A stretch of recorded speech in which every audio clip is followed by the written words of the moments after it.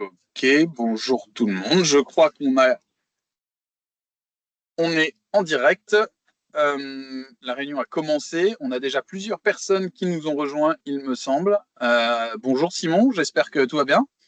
Bonjour Thibaut, oui ça va, j'espère que toi aussi. Tout va très bien.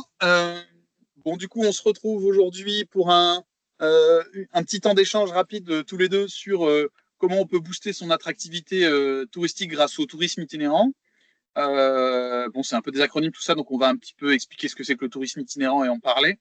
On va attendre que l'ensemble des participants nous aient rejoints. Est-ce qu'on peut peut-être faire déjà un petit test avec les participants? Est-ce que vous pouvez nous dire si vous nous entendez correctement? Et pour nous dire ça, est-ce que vous pouvez faire soit un petit pouce, soit une petite main, enfin un petit quelque chose qui puisse nous dire que vous nous entendez bien? Ok, merci à tous. C'est bon, il semblerait que ça fonctionne correctement.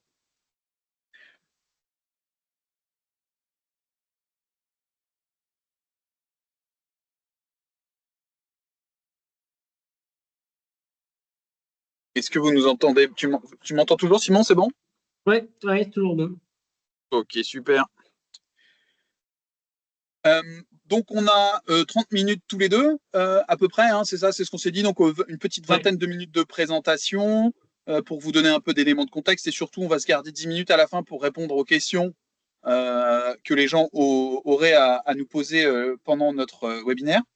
D'un point de vue peut-être pratique, si vous avez des questions pendant le cours de la présentation, je vous invite à le mettre dans le chat, hein, donc l'onglet conversation que vous avez là sur cet outil. Ça nous permettra de soit répondre aux questions des fois pendant la présentation, puisque vous allez voir, quand on va avancer, on va apporter des explications avec Simon sur certains sujets.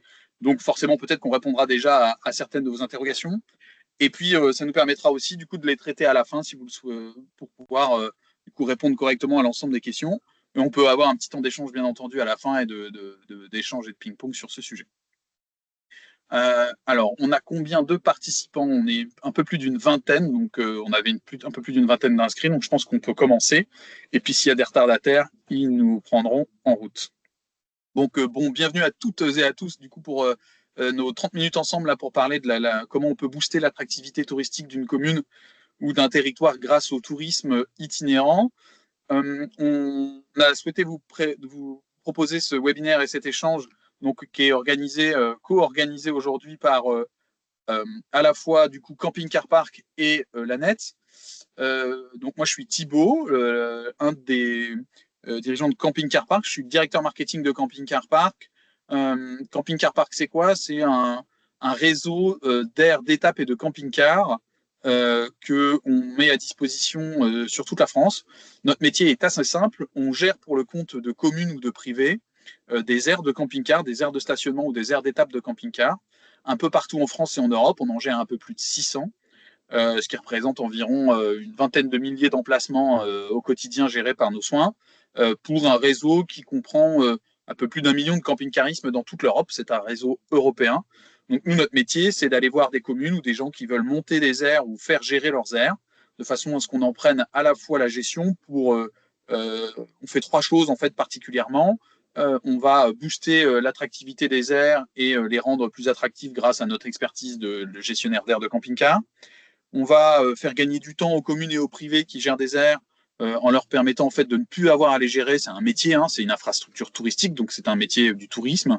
Et donc notre métier, c'est de faire gagner du temps aux communes, notamment aux élus et aux salariés des communes, pour plus qu'ils aient à gérer cette aire et que ce soit nous qui la gérions et que ça redonne de l'air et donc du coup la possibilité de se concentrer sur la commune et les projets de la commune. Et puis l'autre chose qu'on fait, c'est qu'on fait aussi la promotion du coup touristique des aires que l'on gère, puisqu'on les intègre à un réseau qui comprend 1 million de clients.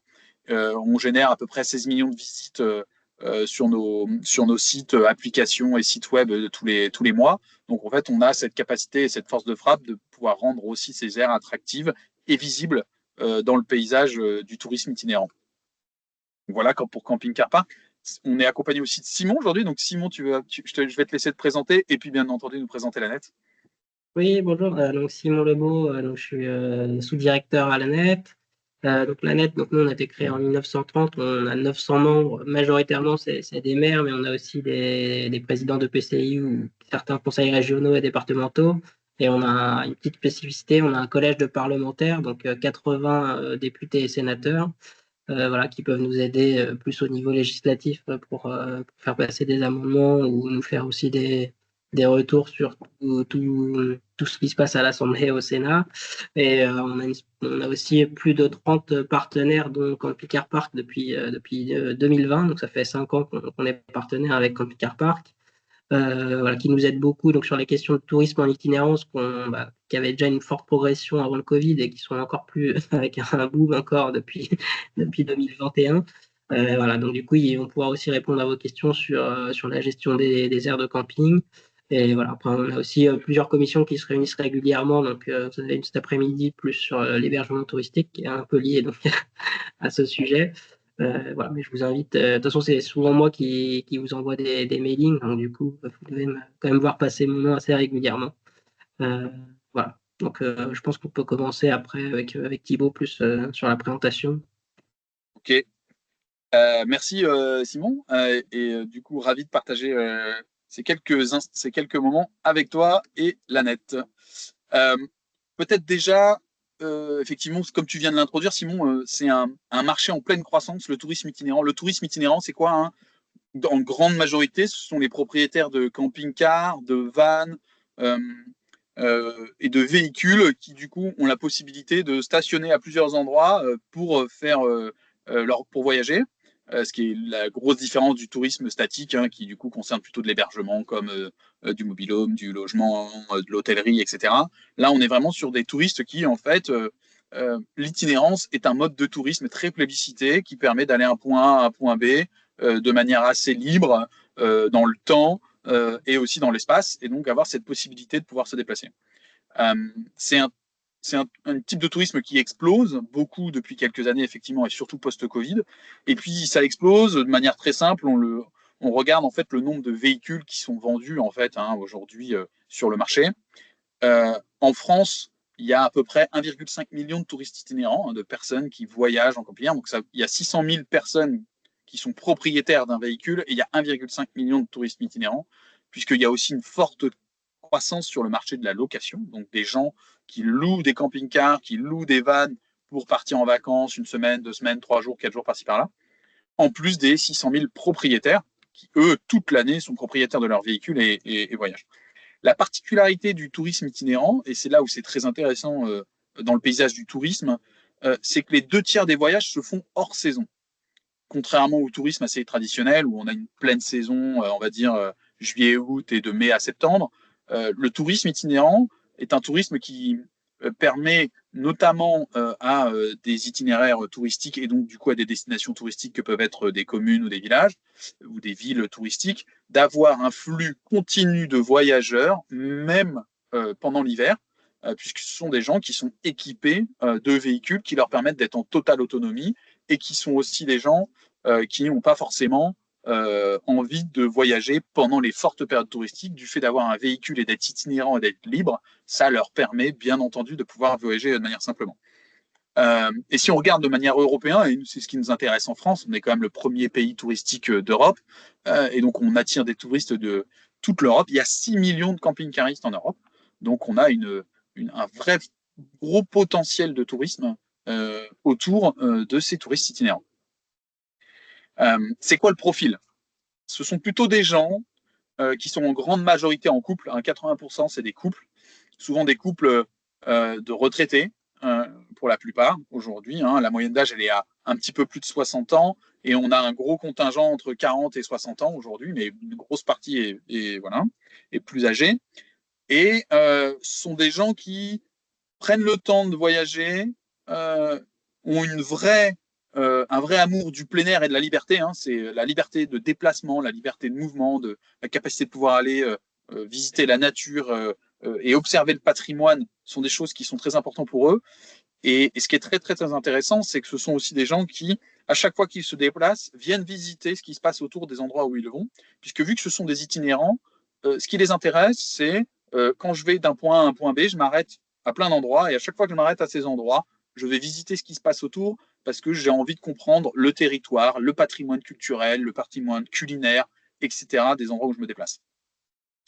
L'autre intérêt aussi de ce tourisme, c'est qu'il est européen et très, très largement plébiscité par 3 nationalités, hormis les Français, bien entendu, qui vont être les Allemands, les Belges et les Anglais, qui sont des très gros, gros voyageurs de tourisme en tourisme itinérant et qui sillonnent les routes de la France toute l'année, qui sont aussi des touristes très intéressés, curieux et, bien entendu, à fort pouvoir d'achat pour notre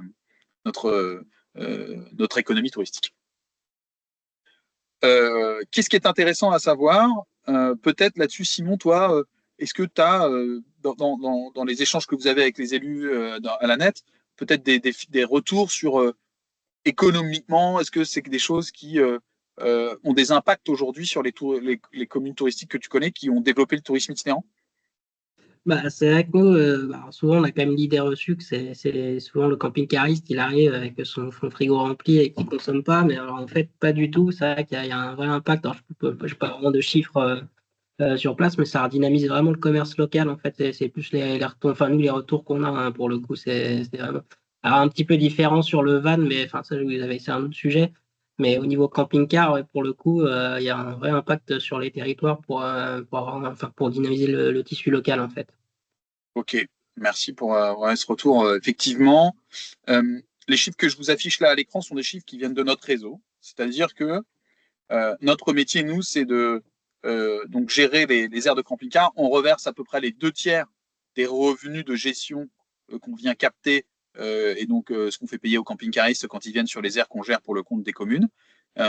Et donc, lorsqu'on reverse ces revenus-là, ça crée forcément du chiffre d'affaires. Donc il y a 2 choses qui sont créées par le tourisme itinérant. Ça va créer du chiffre d'affaires, ça c'est la première chose.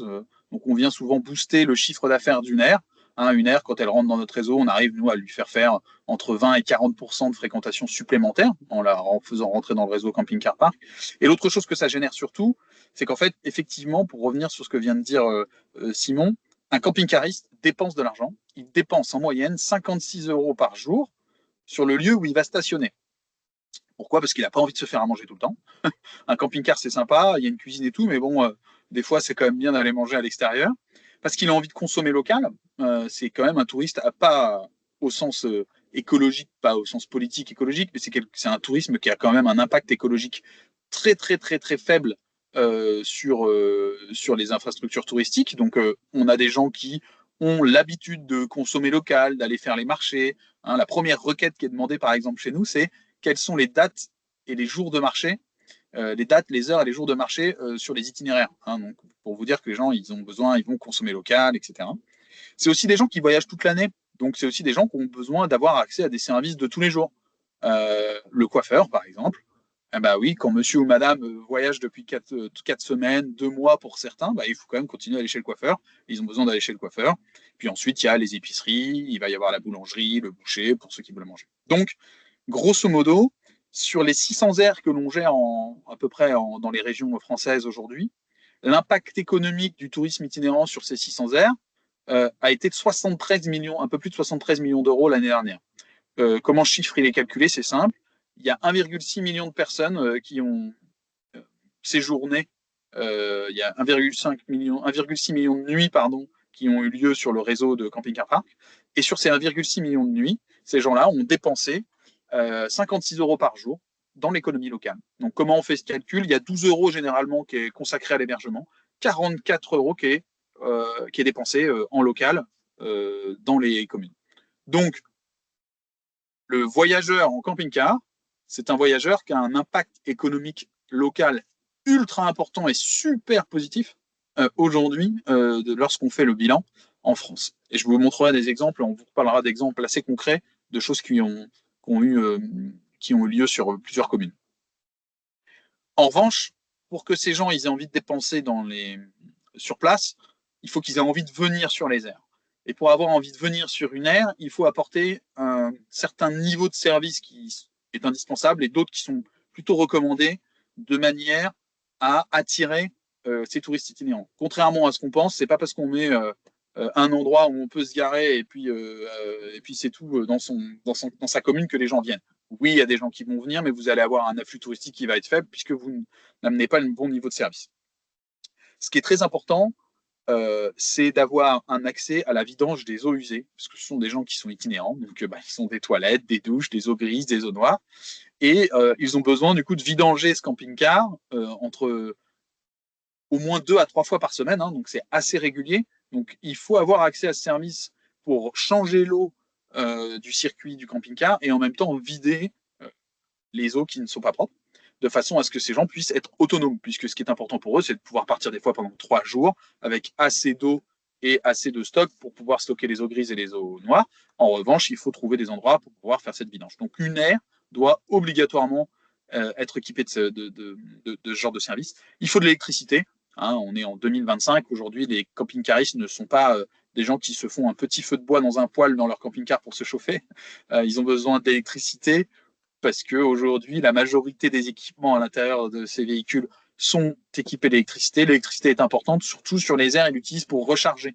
Hein, ils rechargent leurs équipements pendant le stationnement. Ils ne consomment pas forcément, mais ils rechargent de manière à pouvoir avoir des batteries pleines lorsqu'ils vont repartir. Donc une aire doit pouvoir apporter service. Forcément un accès à de l'eau potable. Des emplacements stabilisés. Alors, on n'y pense pas tout le temps, mais un camping-car, c'est gros, ça peut s'embourber. Donc, si vous laissez de la terre, si vous avez des endroits qui ne sont pas stables, vous avez des camping-cars qui vont être aussi, vous voyez, penchés. Et je vous invite à dormir la nuit dans un lit penché, c'est pas très agréable. Donc, un sol stabilisé, ça leur apporte du confort, de la sérénité et de la sécurité pour repartir de façon à ne pas être embourbé. Et puis, bien entendu, ils aiment bien les environnements qui sont sûrs, propres et délimités, c'est-à-dire qu'une aire doit être fermée, avec un accès fermé, avec des barrières, de façon à ce que les seules personnes qui stationnent sur cette aire soient des camping-caristes du réseau ou des gens d'un environnement commun, et donc d'une espèce de communauté qui est rassurante et qui permet du coup à ces gens-là d'avoir cette envie de stationner. Hein, par exemple, les touristes allemands regardent énormément quelles sont les aires équipées de caméras, puisque les Allemands aiment beaucoup aller dans des aires où il y a des caméras, où c'est sécurisé, où c'est filmé. Euh, voilà. Ensuite, il y a des services qui sont recommandés et qui permettent un petit plus et qui, bien entendu, vont donner la possibilité d'aller un peu plus loin dans l'attractivité d'une aire, qui vont être un cahier des charges assez strict sur la délimitation des emplacements. Plus c'est spacieux, plus c'est ombragé, moins on est parqué, plus c'est agréable, plus on a envie de rester et plus on va recommander cette aire. C'est quand même bien d'avoir des espaces verts. Hein. Nous, de plus en plus, ce que l'on fait, c'est qu'on récupère souvent des parkings qu'on vient végétaliser et verdir de façon à les rendre du coup beaucoup plus agréables avec des buissons, avec de l'herbe, etc. Le Wi-Fi, hein, c'est quand même important aujourd'hui d'avoir du Wi-Fi. Le Wi-Fi est un élément très très très très important pour pouvoir aussi se connecter à tout un tas de services. Il faut savoir que sur nos aires, on rentre aussi avec une application. Hein, donc bien entendu, avoir accès à du Wi-Fi plus que de la 3G et de la 5G aussi est un avantage. Et puis il y a la notion écologique. Ils aiment bien aussi qu'il y ait forcément que le local poubelle soit équipé de choses pour recycler, pour pas faire jeter en tout venant. Donc ça, c'est les services qui sont assez indispensables lorsqu'on monte une aire. Donc il ne faut pas non plus s'improviser à monter juste une aire, un petit parking et se dire que ça va fonctionner et que ça va apporter les retombées économiques que je vous ai montrées tout à l'heure. Si on n'a pas ce niveau de service, si on n'a pas un cahier des charges qui est assez strict sur le sujet, on s'embarque dans quelque chose qui n'est pas très, très bien géré et qui ne va pas apporter euh, les effets escomptés. Euh, Ce qu'il faut avoir en tête aujourd'hui, au regard des chiffres que je vous ai montrés sur l'évolution de ce tourisme et des touristes itinérants, c'est que la problématique qu'on a aujourd'hui, c'est pas, vous avez vu, il y a 6 millions de touristes itinérants en Europe, donc c'est pas les camping-caristes qui montent. Il y a ce qu'il faut aujourd'hui, ce tourisme est en plein développement, c'est une superbe opportunité. En revanche, ce qui manque, ce sont des lieux qui soient bien pensés pour les accueillir avec les niveaux de service que je vous ai donnés tout à l'heure. Et pour bien penser et pour bien réaliser ces aires, on a effectivement besoin d'une expertise. On a besoin d'une expertise sur où est-ce que doivent être mis les zones de service. Il faut savoir que un camping-car, c'est grand, il y a plusieurs tailles, donc les espaces de circulation, les espaces de contournement, les espaces de manœuvre, tout ça, il faut les penser quand on crée une aire. Il faut penser la zone de service avec les évacuations au bon endroit. Il faut penser la bonne signalétique sur l'air pour que les gens ne se perdent pas dans l'air, sachent exactement comment se diriger, où aller, quels sont les sens de circulation. Il faut penser des bornes électriques qui sont individualisées sur chaque emplacement, etc. Et puis, il faut bien penser les contrôles d'accès, c'est-à-dire ces barrières qui font les entrées et les sorties. Comment on contrôle les entrées, comment on contrôle les sorties, comment on s'assure qu'il y a des gens qui prennent pas la place des autres en venant alors que les autres sont sortis pour acheter une baguette, etc., etc. Il y a toute une expertise sur laquelle il faut être pertinent. Et donc, il ne faut pas trop s'improviser. Il faut quand même, aujourd'hui, avoir des lieux qui soient bien pensés pour accueillir ces touristes. C'est vraiment ça qui est important. Et je pense que s'il y a bien un truc qu'il faut retenir, c'est qu'on a largement assez de touristes itinérants. Alors, s'il y en a plus, tant mieux, c'est toujours intéressant. Mais en revanche, ce qu'il n'y a pas, c'est des lieux qui les accueillent correctement.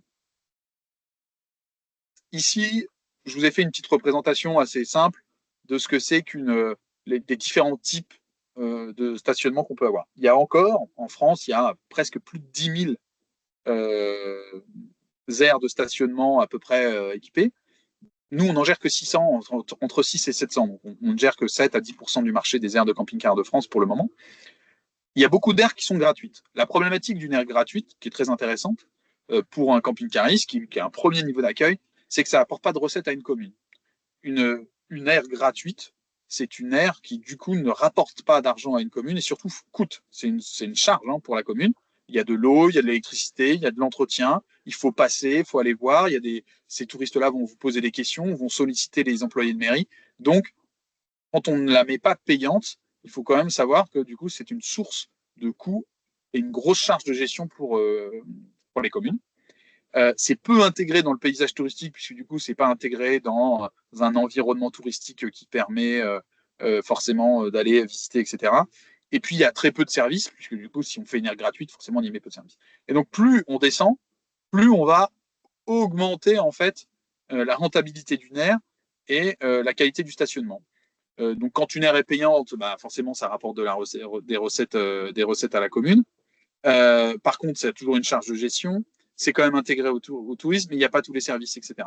Donc, ce qu'il faut garder en tête, c'est qu'il faut être en capacité d'allier à la fois l'aspect recette, l'aspect charge de gestion. On a aussi des gens aujourd'hui je vous donne des exemples très concrets.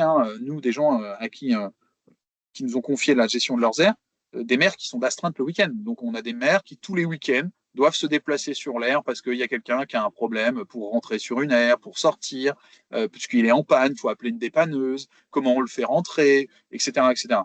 Ça, quand on confie la gestion à un acteur privé comme Camping Car Park, forcément, on n'a plus à le faire. Donc, on n'a plus d'astreinte, on n'est pas dérangé le week-end, le soir. Un touriste itinérant, à la différence du tourisme de l'hôtellerie où on arrive de midi à minuit, et on part de midi à midi, un touriste itinérant, il peut arriver à 2 heures du matin et repartir à 6 heures du matin. Et donc, cette personne-là, elle a besoin qu'on réponde à ses besoins à ces moments-là.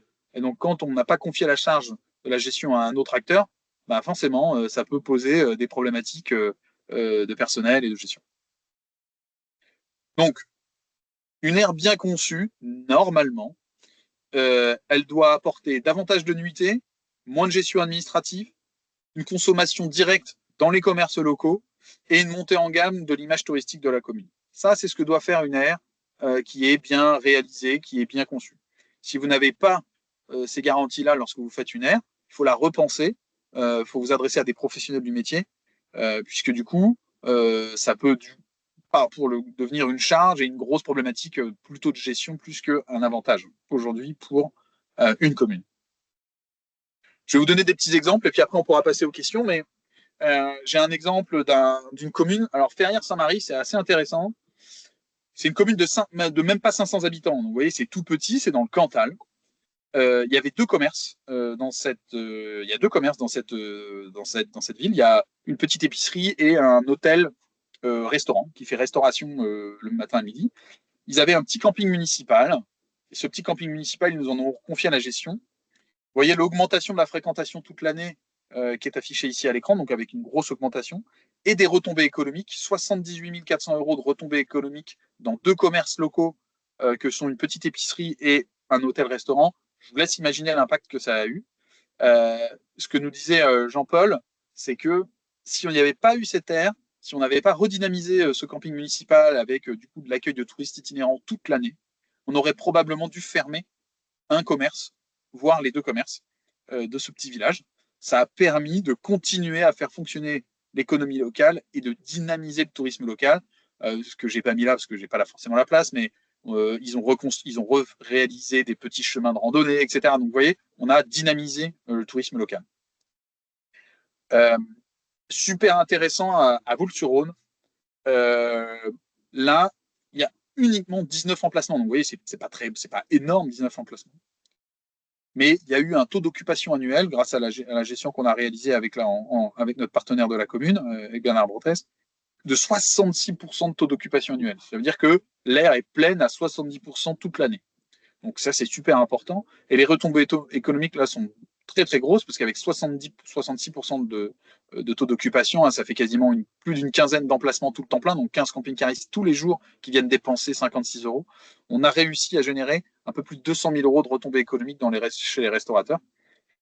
Donc, ce qui est assez important. Ce que nous disent souvent les restaurateurs dans les communes qui installent des aires de camping-car qui sont bien optimisées, c'est qu'ils augmentent les taux d'ouverture aussi de la saison. Je vous donne un autre exemple, alors là, que j'ai pas ici, mais qui est plutôt sur la ville de Noirmoutier. La ville de Noirmoutier, la saison commence maintenant un mois plus tôt et se termine un mois plus tard. Parce qu'il y a 160 emplacements, donc là c'est très très gros. Donc vous avez 160 camping-caristes quasiment toute l'année qui sont sur la commune. Et donc sur la commune, ces gens-là, ils vont dépenser de l'argent dans les commerces locaux, dans les restaurateurs, dans les restaurants. Et donc certains restaurants maintenant ouvrent un mois plus tôt et ferment un mois plus tard. Pour vous dire l'impact que ça a sur la gestion d'une commune. Et puis on a Lamalou-les-Bains, qui est un superbe exemple aussi. Donc là, 50 emplacements presque. Hein, donc c'est une très très très belle, aire de stationnement. On a augmenté de 20% la fréquentation touristique sur la commune. Il y a un taux d'occupation annuel de 42%. Et là, les retombées économiques sont faramineuses, hein, 333 000 € à peu près sur l'année. Ce que nous disait le maire, Guillaume Delary, c'est que tous les commerçants, en fait, tous les acteurs économiques locaux ont ressenti au quotidien une augmentation en fait, des dépenses dans leur commerce, et que cette fréquentation en fait, crée des flux qui permettent des retombées économiques constantes sur la commune de Lamalou-les-Bains, qui avait déjà pourtant hein, une aire à l'époque. Hein, ça ne veut pas dire qu'il faut avoir une aire, qu'il ne faut pas ne pas avoir d'air, c'est qu'il y avait déjà une aire, mais elle n'était pas gérée de manière professionnelle. Et donc le fait de professionnaliser la gestion d'une aire, c'est une infrastructure touristique comme une autre, et forcément, il y a des professionnels qui savent gérer des infrastructures touristiques spécialisées, ce qui était le cas pour Camping Car Park à Lamalou-les-Bains, fait qu'on vient en fait augmenter drastiquement en fait la fréquentation touristique et donc les revenus et les retombées pour l'économie locale aujourd'hui. Voilà pour la présentation. J'ai vu quelques commentaires. Je voulais savoir, donc si vous avez des questions, je vous invite à les poser dans le chat. Et on va voir du coup les questions et on va y répondre. J'ai une Michel Charlot qui nous dit l'exiguïté des camping-cars fait qu'ils n'achètent pas de souvenirs ni même de produits locaux capables de demander 200 grammes de haricots verts. Alors, écoutez, la seule chose que je peux vous dire, c'est que nous, les constats qu'on fait sur l'ensemble du réseau, qui est un réseau qu'on connaît, hein, les campings, ça fait 13 ans qu'on fait ce métier, donc on a aujourd'hui accumulé pas mal de données et d'expériences sur les dépenses des camping-caristes. Il va dépenser 44 € par jour en local. Voilà. Alors après, je ne sais pas s'il achète que en produits locaux, je ne sais pas dans quoi il achète, mais il va dépenser 44 € par jour dans l'économie locale. Donc ça peut être des fois dans la supérette, ça peut être. Alors il y a aussi des fois des intermarchés, des supermarchés, hein, ok. Mais ils vont dépenser cet argent et ils achètent des souvenirs. Ils vont faire des fois les musées locaux. Ils vont aller boire un petit apéritif dans la brasserie ou le bar local. Donc ça c'est quand même des choses qu'on constate aujourd'hui de manière exponentielle, qu'on voit sur l'ensemble des aires que l'on gère sur la France, et on a aujourd'hui une donnée qui est quand même assez proche de ça, et qui nous permet de dire que 44 € par ailleurs, c'est ce que dépense un touriste français. Dès qu'on passe sur des touristes anglais ou allemands, par exemple en Allemagne, la dépense locale en Allemagne elle est plutôt de 70 € par jour pour un camping-cariste versus 44 € en France. Est-ce qu'il y a d'autres questions? Donc, vous pouvez mettre dans le petit chat, vous pouvez parler hein, si vous le souhaitez, on sera ravis de vous entendre également. Alors, on a Monsieur Pain, Victor. Bonjour, nous sommes un cabinet de conseil qui accompagne les collectivités dans la stratégie d'hébergement touristique. Deux questions. Quels sont les critères clés que vous regardez pour envisager une implantation? Est-ce qu'il y a des données clés ou plutôt l'offre qui canalise la demande? Alors, oui, il y a quand même des critères, hein. Il faut quand même être dans une zone où il y a un minimum de tourisme. En fait, ça revient un petit peu aux critères que je vous ai mis tout à l'heure.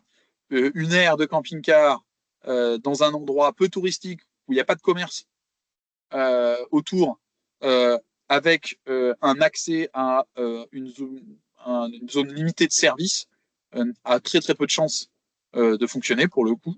Donc toutes les communes ne peuvent pas s'équiper d'aires de camping-car, il faut être honnête sur le sujet.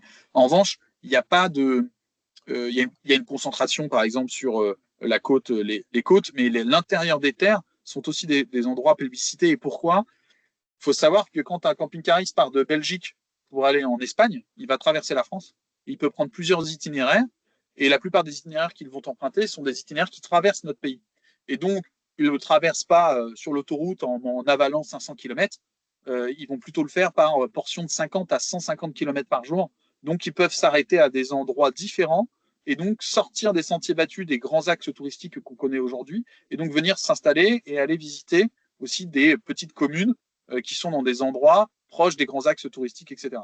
Donc, euh, on peut se dire que, grosso modo, si vous êtes dans un endroit proche d'un axe touristique, touristique, ça peut être à une trentaine ou une quarantaine de kilomètres, il faut avoir ça en tête, que vous avez des petits commerces et des infrastructures un petit peu touristiques autour, sentiers de randonnée, jolis paysages, patrimoine culturel, vous avez la possibilité d'ouvrir une aire de camping-car. Voilà. Y a-t-il des relais de produits locaux dans les airs? Non, puisque on n'a pas, on fait le choix et on a fait le choix de ne pas installer en fait de choses à consommer sur les airs, puisqu'on notre objectif, nous, au Camping Car Park, dans ce qu'on réalise avec les communes, c'est que les gens puissent aller du coup sortir de l'air avec leur camping-car, leur vélo, leur scooter, tout ce que vous voulez, pour pouvoir aller dépenser dans les commerces locaux et donc en fait plutôt qui se déplacent vers les commerces. C'est aussi un moyen de créer de la dynamique territoriale, de l'échange humain, etc. sur les communes, ce qui est aussi beaucoup plus important plutôt que d'avoir des espèces de vases clos d'air qui ne communiquent pas avec leur territoire. Alors là, on nous demandait l'impact du réseau camping-car park. Euh, Ce que je peux vous dire, c'est un peu les chiffres que je vous montrais tout à l'heure. On a réussi à contribuer à amener un peu plus de 75 millions d'euros de retombées économiques dans les 600 aires que l'on va gérer, donc sur à peu près 600 communes.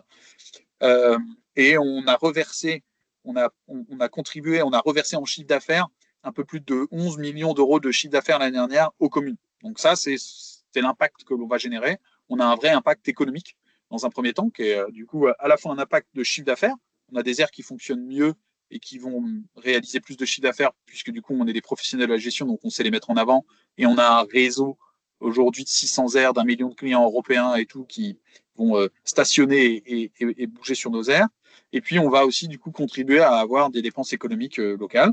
Et on va aussi contribuer à redynamiser les territoires, puisque nous aussi, un de nos avantages, c'est que ce qu'on aime faire, c'est à chaque fois qu'on ouvre une aire, on met en avant le patrimoine touristique et le patrimoine culturel du village, de la ville que l'on gère. Il y a une autre question de Rémi. La nuitée chez Camping Car Park égale 12 euros, ça comprend quoi exactement? Alors, en fait, une nuit dans le réseau Camping Car Park, ça oscille entre 10 et 15 euros, on va dire. Dedans, vous avez les services qui vont être la vidange, l'eau, l'électricité, euh, sol stabilisé, air sécurisé et la taxe de séjour, bien sûr. On a reversé l'année dernière un peu plus d'1 million et quelques de taxes de séjour, puisqu'on collecte la taxe de séjour. Un des services de camping-car park pour les communes, c'est bien entendu de faire la collecte financière. On gère tout l'administratif et tout le financier pour ensuite le reverser aux communes. Donc, ce qui fait qu'on fait la collecte de la taxe de séjour, on fait la redistribution. Il n'y a pas besoin de gérer ça, ce qui est des fois pas très simple quand on est une petite commune et qu'on n'a pas les services administratifs associés.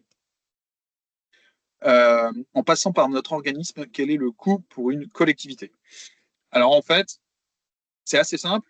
Euh, Soit on fait de la reprise d'air, soit on va créer une aire avec, en collaboration avec les communes.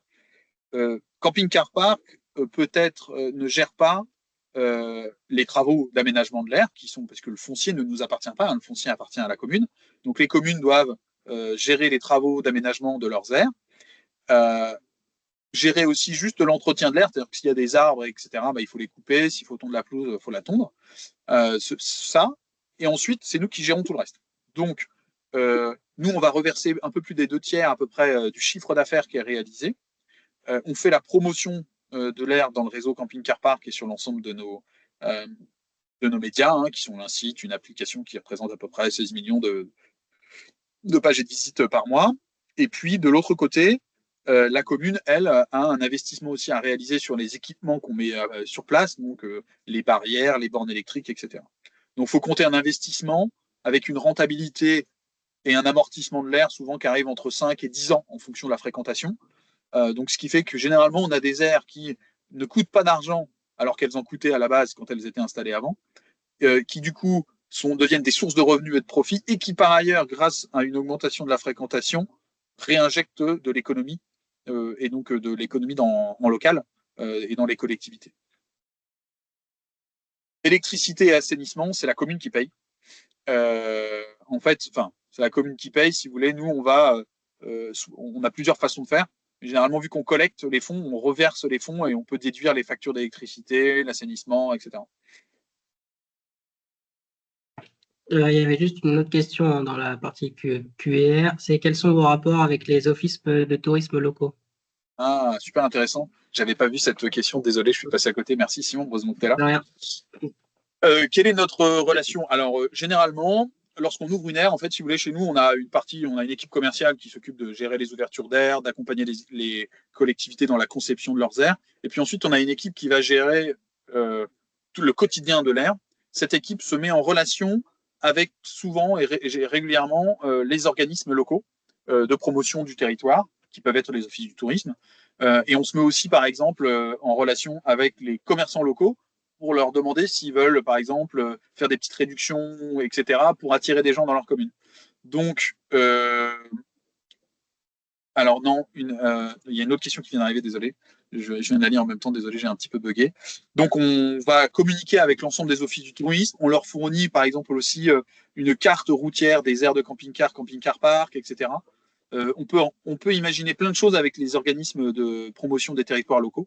En revanche, il faut effectivement que ce soit bien organisé pour faire la promotion du territoire, pour mettre en avant l'air, etc. Alors, sur la législation pour le service de l'État d'une aire de camping-car, une aire de camping-car, on est sur la législation du parking, on n'est pas sur la législation du camping. Il y a deux façons, il y a deux typologies d'aires que l'on gère chez Camping Car Park. Soit on reprend des aires, vraiment, qui sont des aires de camping-car, donc là on est sur la législation du parking, soit on reprend la gestion de campings municipaux, on en a un peu plus de presque 200 en France aujourd'hui. On va gérer le camping municipal, donc on va installer des bornes d'entrée, des bornes de sortie, on gère les flux en fait, de façon à décharger la gestion de ce camping municipal par la mairie. Donc là, on est sur la législation du camping. L'avantage pour les campings municipaux, c'est que là où le camping est ouvert souvent de mai-juin à septembre, nous, on va l'ouvrir toute l'année, puisque étant donné qu'ils sont autonomes en sanitaire, les camping-caristes et donc les touristes itinérants peuvent venir toute l'année. Et donc, on peut avoir une infrastructure touristique qui tournait 2 mois ou 3 mois, on la fait tourner pendant 12 mois. Est-ce qu'on garantit un versement de 70% du produit brut quand vous versez cette redevance? Okay. On reverse la redevance une fois par an à la commune, donc ça c'est pour la notion de timing. Et il peut y avoir, alors les contrats peuvent différer en fonction aussi des négociations qu'on a avec les communes, mais grosso modo, on a une garantie de versement de 2/3 du chiffre d'affaires hors taxe réalisé par la commune.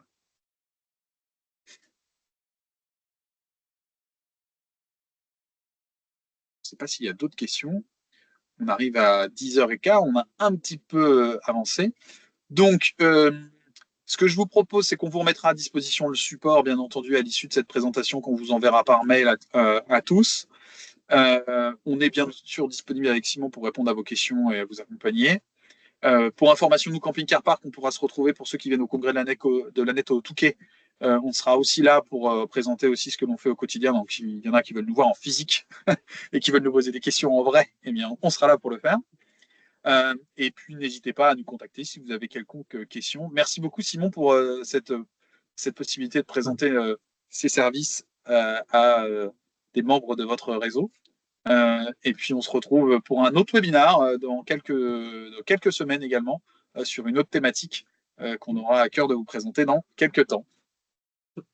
Bah, merci à toi pour ces chiffres et ces éléments. Effectivement, je vous donne rendez-vous tous au congrès de la net. Et puis, donc, c'est début mai qu'on va avoir le prochain webinaire. Donc, on est en train de le préparer. Vous allez bientôt recevoir l'invitation. Bonne journée à tous. Merci à tous. Au revoir.